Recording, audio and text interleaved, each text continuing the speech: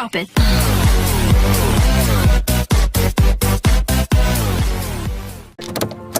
Assalamualaikum warahmatullahi wabarakatuh. Selamat pagi Sobat Tani di seluruh tanah air. Berjumpa lagi dengan kami, tim Pojok Simanis, Pojok Konsultasi Manajemen Agribisnis Klaten.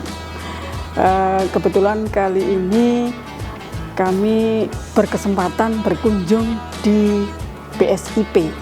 Nah, kita kebetulan juga ada yang beristimewa di sini, yang berkenan hadir,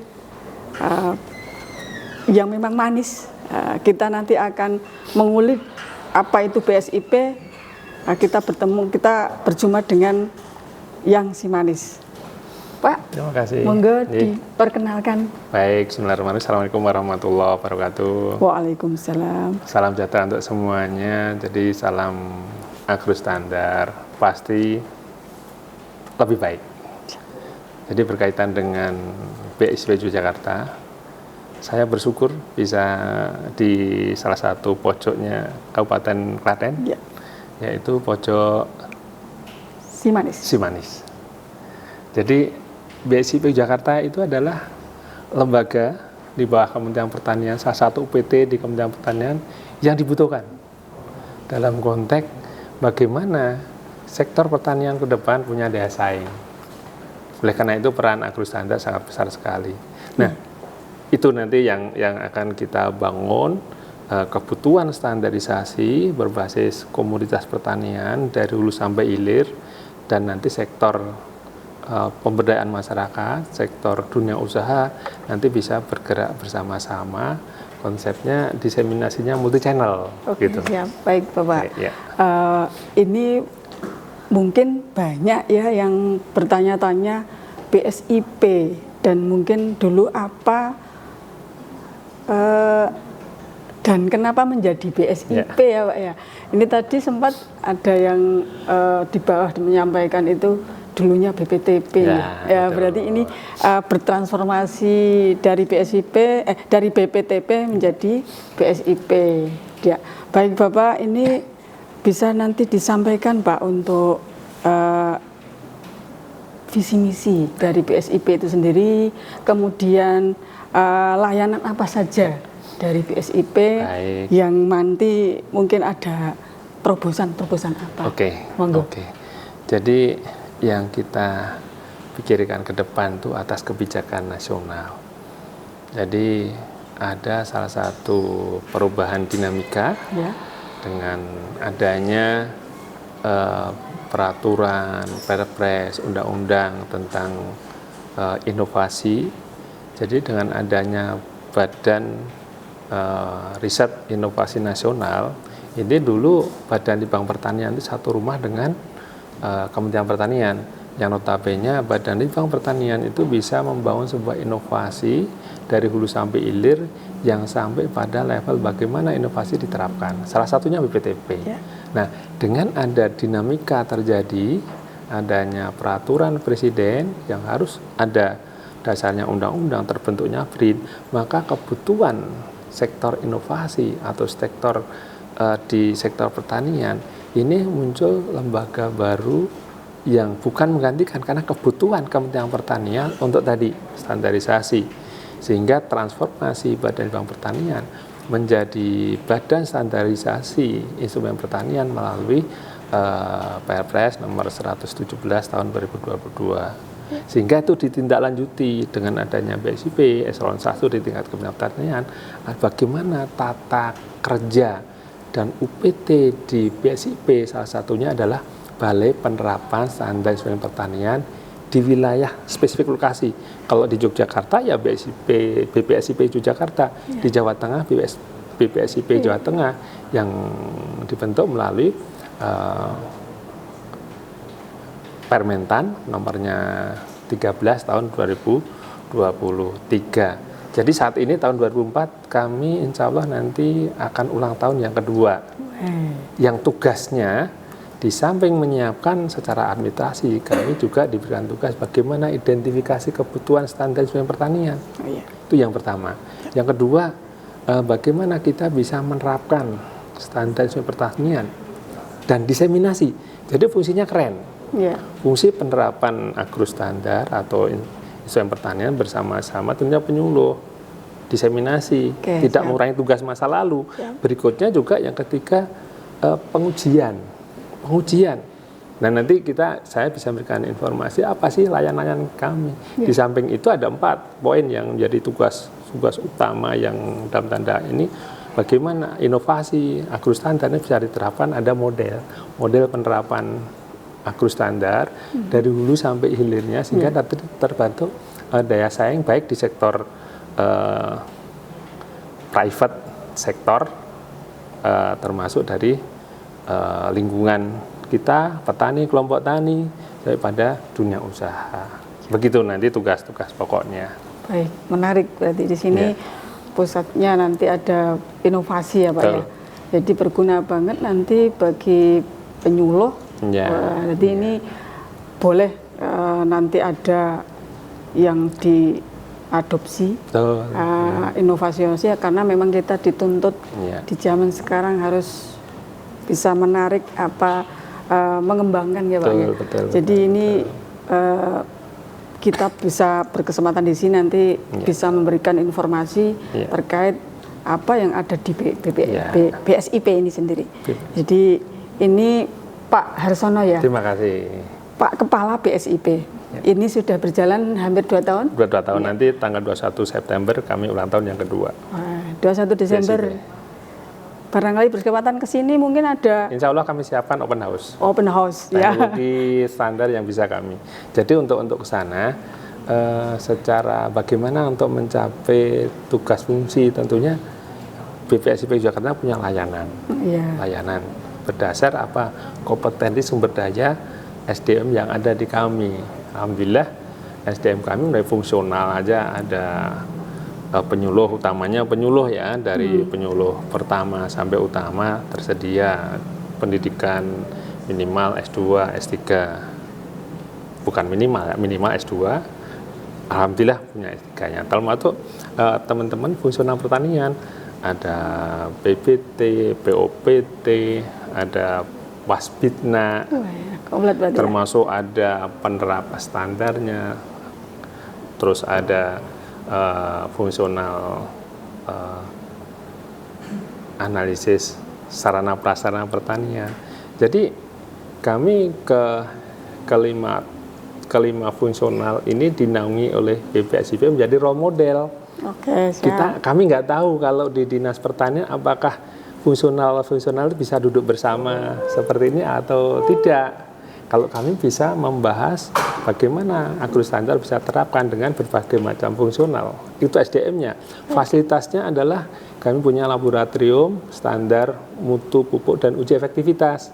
Ini skalanya skala nasional. Alhamdulillah sudah ISO 17025. Ini laboratoriumnya yang untuk menyiapkan bagaimana mutu pupuk yang berada di lapangan, yang sudah punya izin edar itu bisa dikontrol kualitinya. Ya, gitu. Baik Pak, makin menarik ini. Sepertinya kalau kita ini sharing tentang BSIP. Kebetulan Pak, tadi kita juga mengajak teman-teman petani, kita ajak ke sini ya, menarik untuk melihat display yang sudah tadi kita lihat muter tadi keliling, ada Taman Agrostandar tadi ya. Terus mungkin ada Pak yang mungkin sudah kiprahnya selain di sini aja ada yang bisa. Jadi kita menyiapkan layanan yang nanti harapannya layanan untuk memberikan layanan juga. Jadi kami kelola secara closed system. Pertama laboratorium, Taman Agrostandar itu merupakan pendekatan penataan lahan secara minimalis yang harapannya bisa digunakan untuk edukasi dan konsultasi, khususnya untuk tanaman-tanaman yang punya nilai ekonomi tinggi, termasuk konsepnya nanti ke ramah lingkungan, sehingga itu didukung dengan produk-produk yang ramah lingkungan. Yang tentunya itu ya harus kita memaksakan belajar lagi tentang inovasi yang bisa menurunkan input gitu, pertanian ramah lingkungan. Yang berikutnya juga di closed system kami mendesain sebuah laboratorium diseminasi yang itu bisa digunakan untuk tukar informasi teman-teman penyuluh atau siapa saja untuk bisa mengakses inovasi ini di kami adalah diseminasi. Berikutnya kami punya, kalau dulu kebun percobaan, karena riset dulu kebun percobaan, sekarang kami desain instalasi penerapan standar. Di sana diserapkan model-model tadi, salah satu fungsi ada benar penerapan standar yang nanti harapannya bisa digunakan untuk pembelajaran.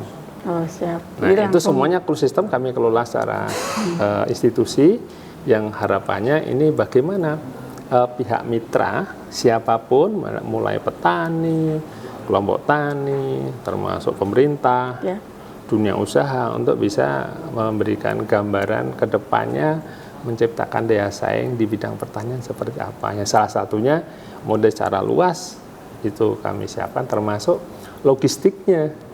Jadi kami membuat mini korporasi atau pabrik mini yang harapannya ini untuk percontohan, misalnya membuat asap cair, membuat pupuk silika berbasis organik, terus nanti membuat produksi benih sumber pertanian padi. Kami terstandar. Terus salah satunya juga bibit ternak yang nanti juga harapannya ya basisnya apa standar itu?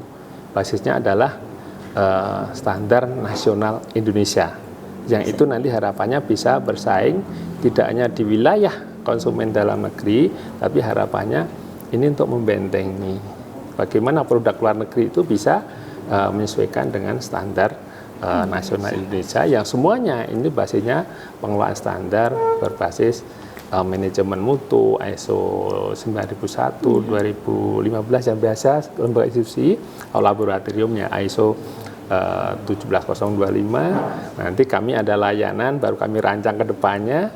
Harapan saya dengan SDM yang ada kami buat layanan sertifikasi LS Pro. Karena SDM kami ada, lab kami tersedia, sehingga harapannya itu untuk layanannya lebih masif lagi, yang nanti harapannya produk yang dihasilkan oleh sebuah produsen berbasis pertanian ini ketika sampai pada konsumen ada kepastian. Iya. Gitu. Pastiannya apa? Ya salah satunya adalah fungsi kami bagaimana SNI bisa diterapkan secara masif. Basisnya adalah lembaga standarisasi. Ke depan gitu. Itu mimpi kami, sehingga nanti konteks layanannya nanti semuanya bisa terlaksana dengan baik. Khususnya spesifik lokasi itu di Yogyakarta.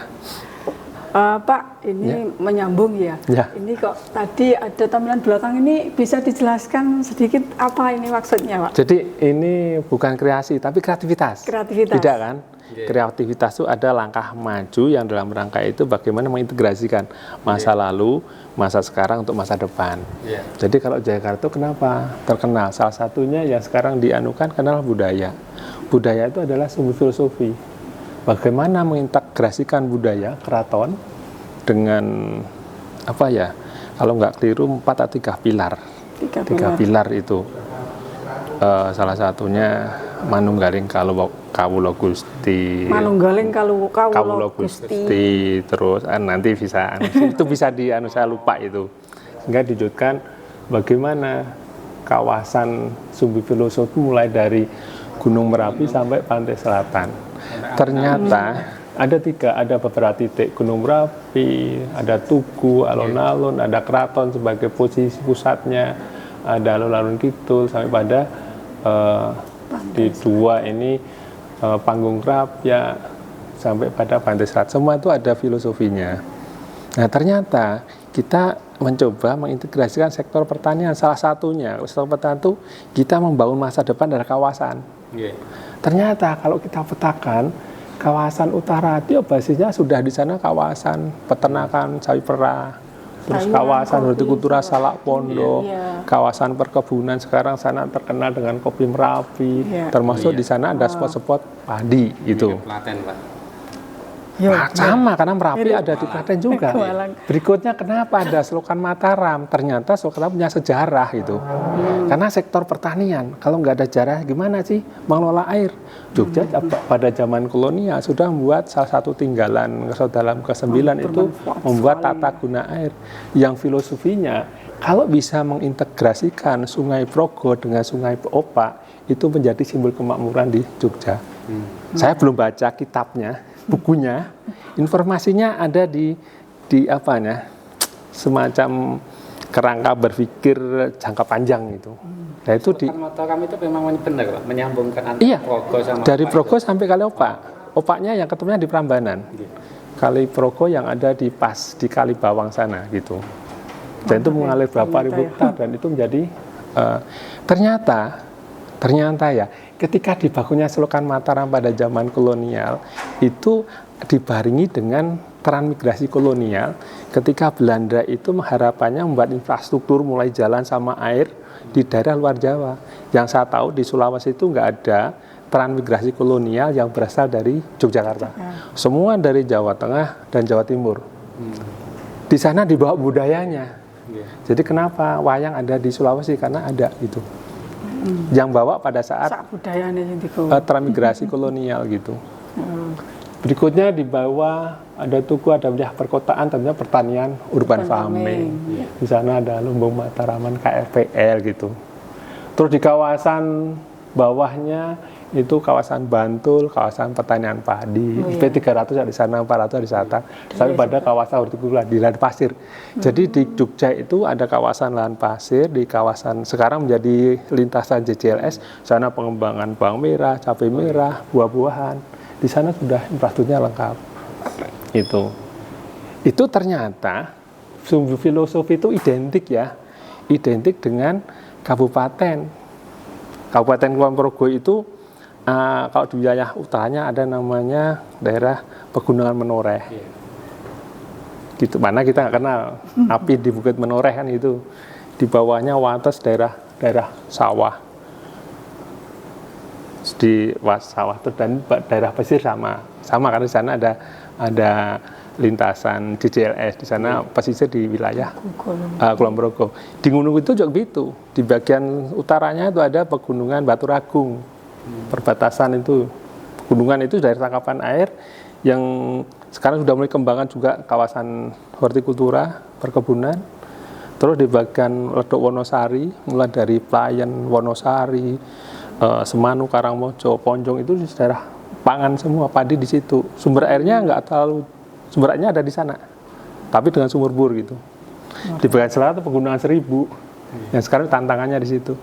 Jadi zonasinya itu bisa di zonasi dari sumber filosofi dengan komoditas kawasan itu bisa dikopi. Ternyata di Kulon Progo zonasinya sama, di Gunung Kidul sama.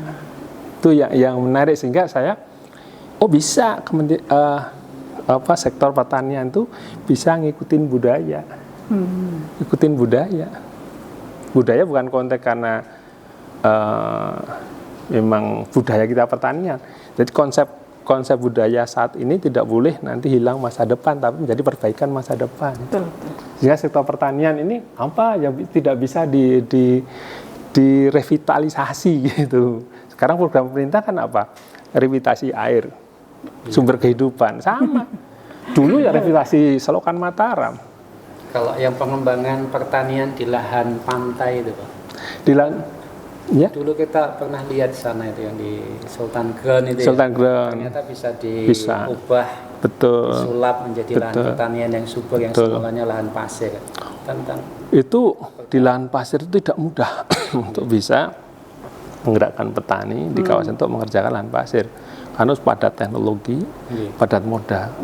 Teknologi salah satu bagaimana partikel pasir itu bisa mengikat air. Salah satu dengan teknologi ameliorasi gitu, dengan pupuk organik. Nggak mudah sekarang. Terus gimana manfaatkan air di lahan pasir? Dia kan porous.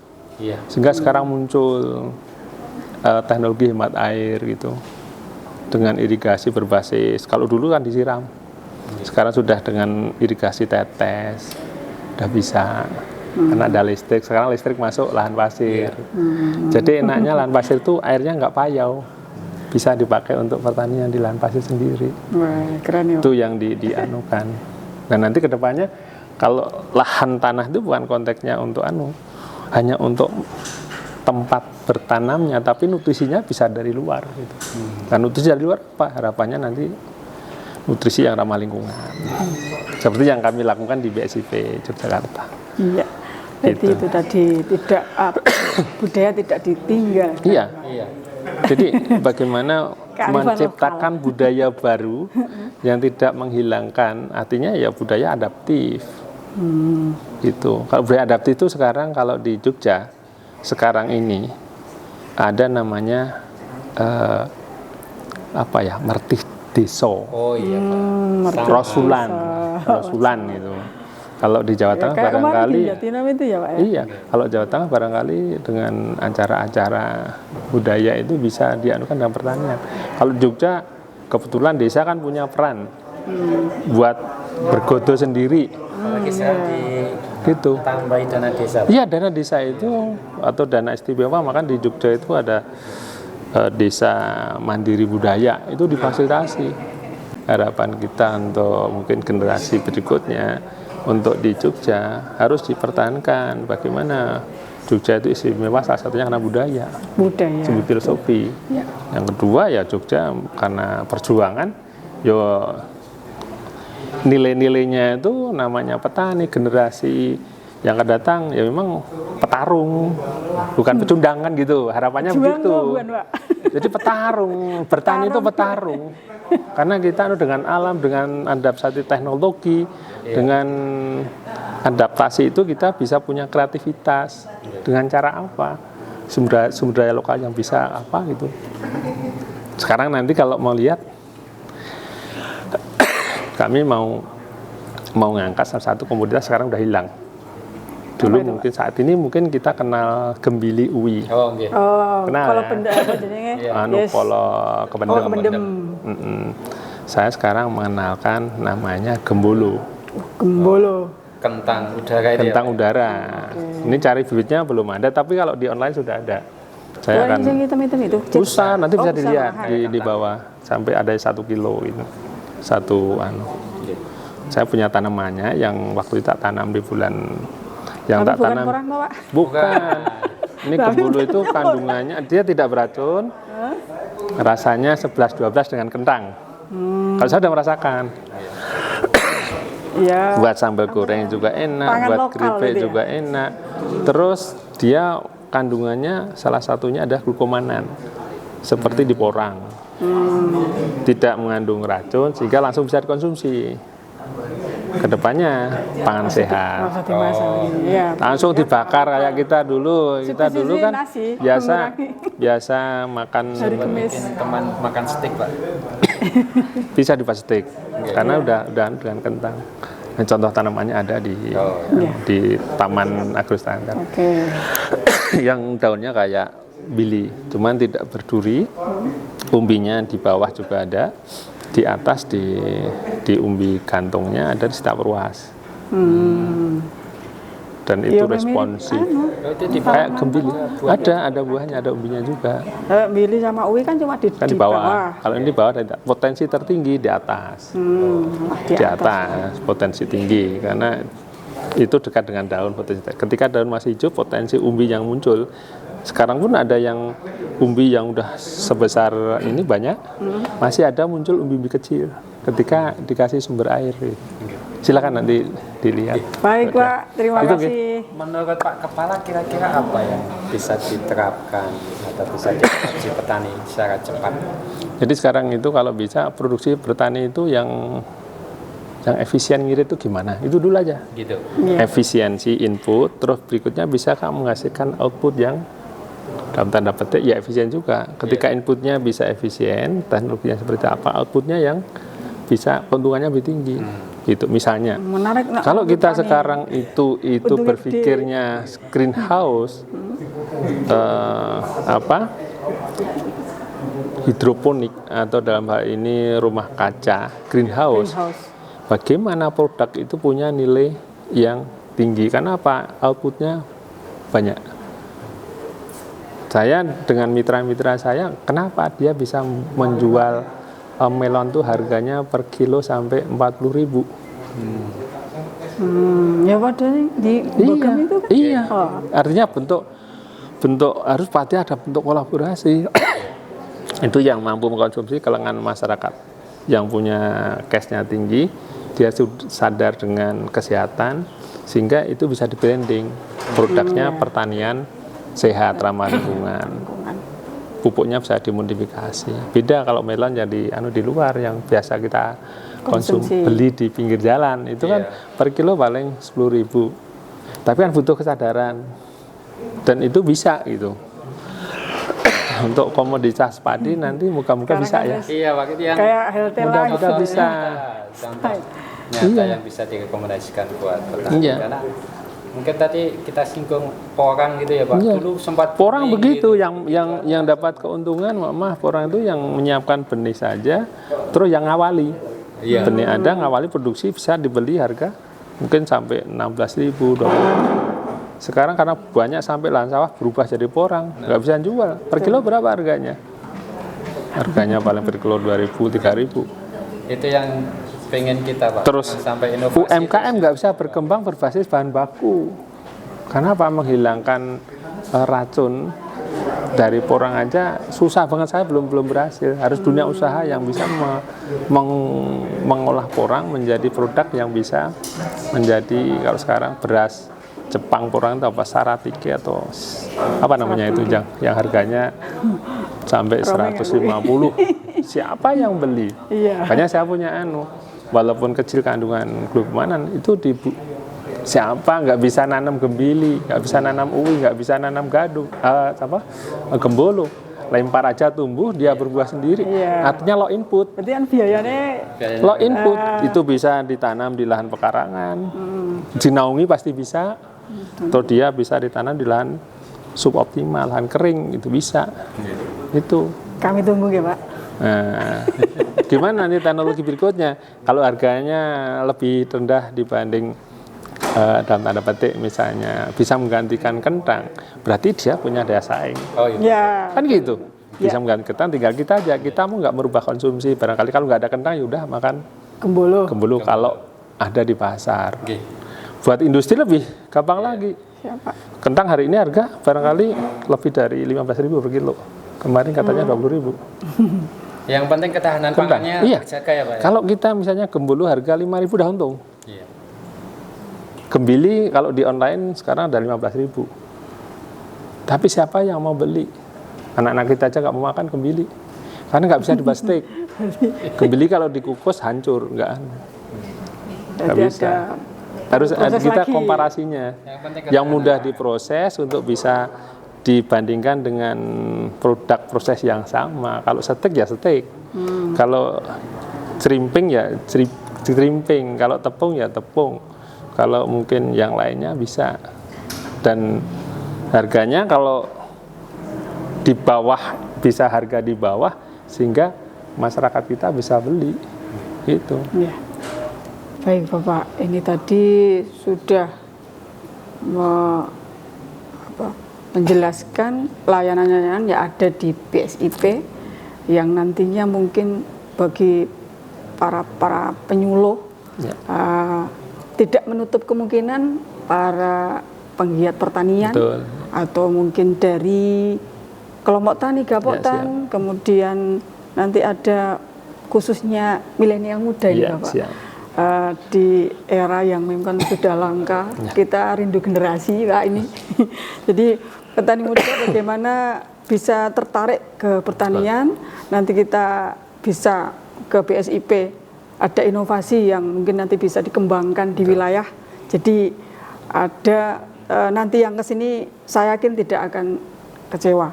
Jadi ada visinya Bapak nanti ke depan SNI itu bisa membentengi dari luar, tapi tetap yang dulu nanti standarnya seperti yang di nasional Indonesia. Baik Bapak, mungkin sudah banyak tadi ya dari itu penjelasan tentang peran BSIP di dunia pertanian.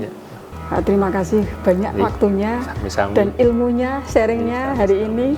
Kami juga nanti menyampaikan terima kasih, rombongan kami sudah bisa berkesempatan ke sini. Barangkali next waktu nanti dia bisa berkunjung lagi atau nanti ada inovasi.